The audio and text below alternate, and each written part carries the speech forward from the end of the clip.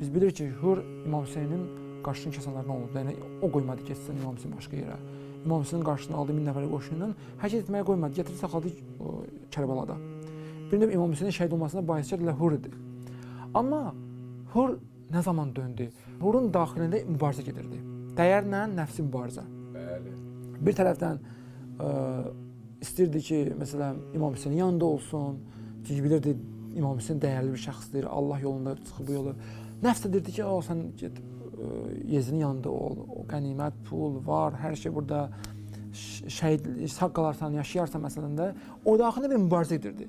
Axırda biri qalib gəlməlidir, ya o dəyərləri qalib gəlməli idi, şəxsiyyət olaraq, dəyərinə sahib çıxmalıdır, ya da nəfsinə uyub o tərəfə getməlidir. Deyirlər ki, Hürün hidayət olmasının da bir səbəbi bu idi ki, orada imama ədəb göstərdi, imamın üzünə qayıtmadı da. Hətta bir bu deyirlər, bir də ki, namaz vaxtı ayrı namaz qılmadı, cəmaət namazı. Gəldi İmam Hüseynlə namaz bir yerdə qıldı. Deyir, bu iki dənə onun ədəb göstərməsi, bu iki səbəb onda bais oldu ki, o hidayət olundu.